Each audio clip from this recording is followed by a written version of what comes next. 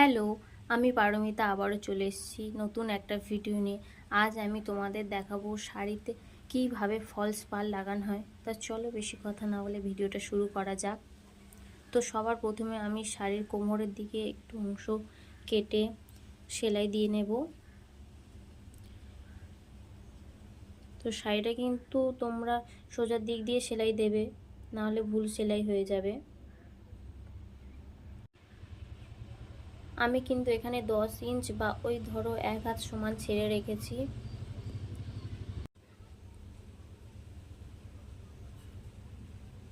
তো আমি এখানে সেম কালারের একটা পাড় নিয়ে নিয়েছি।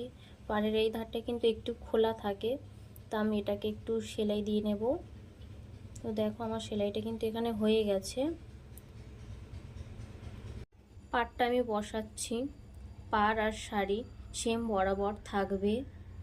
পাড়টা যেন নিচে শাড়ি থেকে বেরিয়ে না আসে। আস্তে আস্তে সেলাই করবে, একটু ধ্যান রেখে করবে, তাহলে কিন্তু ঠিকঠাক সেলাইটা চলে আসবে।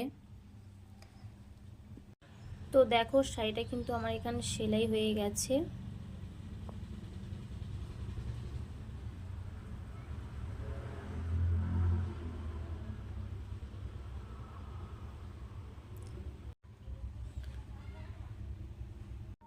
শাড়িটা কতটাই ফিনিশিং এসছে দেখো তোমরা। মেশিনে সেলাই না হাতে সেলাই বোঝা যাচ্ছে। শাড়িটা কেমন হয়েছে তোমরা অবশ্যই কিন্তু কমেন্ট করে জানিও।